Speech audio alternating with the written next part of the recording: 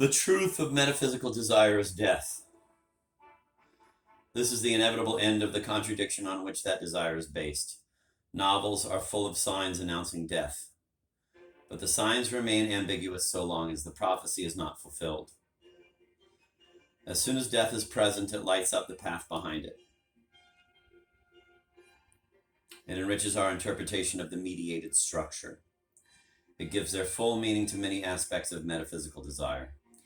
In the experience which originates the mediation, the subject recognizes in himself an extreme weakness. It is this weakness that he wants to escape in the illusory divinity of the other. The subject is ashamed of his life and his mind. In despair at not being God, he searches for the sacred in everything which threatens his life and everything which thwarts his mind. Thus he is always oriented toward what will debase and finally destroy the highest and most noble part of his being. This orientation can already be seen in Stendhal. Julian's intelligence and sensitivity are a disadvantage in the universe of the black. As we have seen, the game of internal mediation depends on hiding what one feels. The cleverest at the game will always be the one who feels the least. Thus, he can never be the genuinely passionate hero. The struggle between master and slave requires coldness and English phlegm, qualities which in the end amount to insensibility. Everything which procures mastery is by definition incompatible with the Italian temperament. That is, with the greatest intensity of life. Once the stage of masochism has been reached, it becomes very obvious that metaphysical desire tends toward the complete destruction of life and spirit. The obstinate search for an obstacle gradually assures the elimination of accessible objects and benevolent mediators.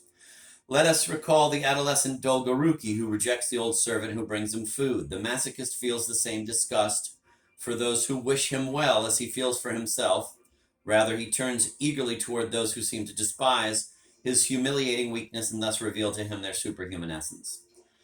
Admittedly, the masochist usually meets only in apparent scorn, but that is all his gloomy soul requires. Beneath this apparent scorn, there can be, as we have seen, the mechanical obstacle of a rival desire. But there can also be something else.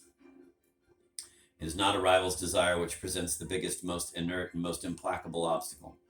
It is rather the total absence of desire, pure and simple apathy, the lack of spirit and intelligence. The individual who is spiritually too limited to respond to our advances enjoys in his relationships with everybody an autonomy which inevitably appears divine to the victim of metaphysical desire. This individual's very insignificance confers on him the only virtue the masochist demands in his mediator.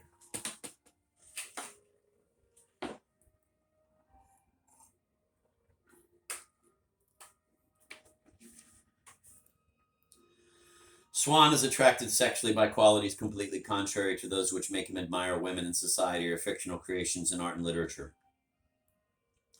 He is drawn to vulgar people who are incapable of appreciating his social position, his culture, and his refined distinction. He is fascinated by people who are insensitive to his very real superiority.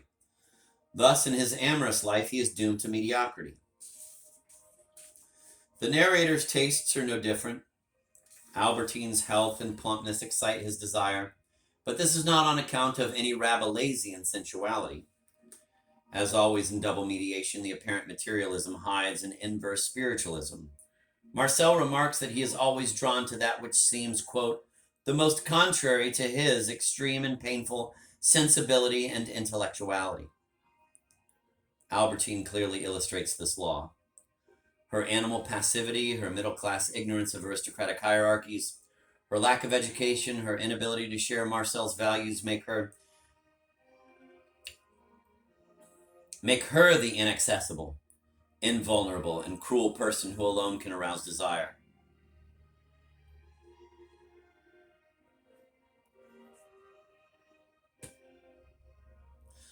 In this connection, we should recall that profound axiom of Allen's, quote, the amorous person desires the soul. That is why the coquette's stupidity looks like cunning, end of quote. Snobism, too, bows before stupidity. This is the structure of desire which is exaggerated to the point of caricature in the Baron de Charlis. But in order to grasp the orientation of Proustian desire, it is not necessary to bring in the blackguards and petty brutes whom the Baron chases. It is enough to reread the first description of the, quote, little band, end of quote, in Within a Budding Grove. And here's a quote from that. Perhaps these girls, whose attitude was enough to reveal their nature, bold, frivolous, and hard, extremely sensitive to everything that was ludicrous or ugly, incapable of yielding to an intellectual or moral attraction, had naturally felt themselves, among companions of their own age, repelled by all those in whom a pensive or sensitive disposition was betrayed by shyness, awkwardness, constraint, by what they would say, quote, didn't appeal, end of quote, to them, and from such had held aloof. The mediator is the mediator only because he seems incapable of yielding to an intellectual or moral attraction. The girls owe their prestige to their apparent baseness. It seems that the little band must feel repulsion for all who betray a pensive or sensitive disposition.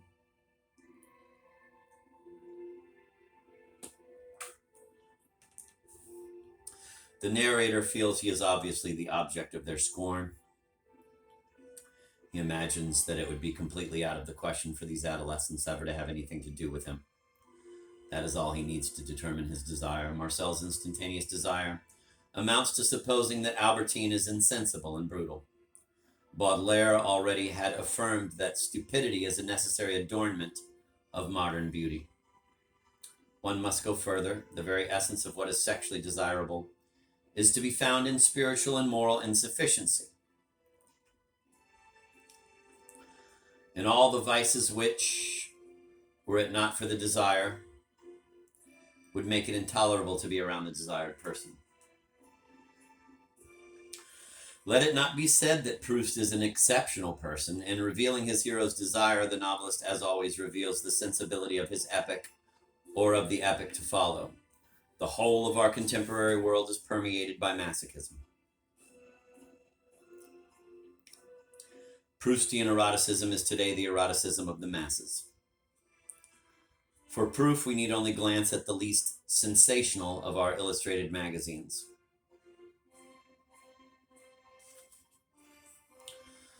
The masochist is constantly running up against the blind wall of stupidity, and it is against this wall that he finally smashes himself to bits.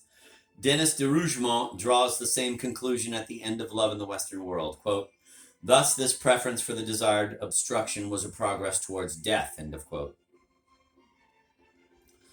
The various stages of this progress can be traced on the level of literary images. Common to all modern writers, the imagery of deviated transcendency is as strict, despite its richness, as the imagery of vertical transcendency in the writings of the Christian mystics.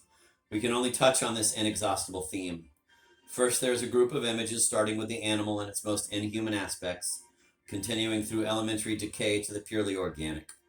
One might study, for example, the role played by vermin in the jungle scenes of André Malraux's novel, The Royal Way.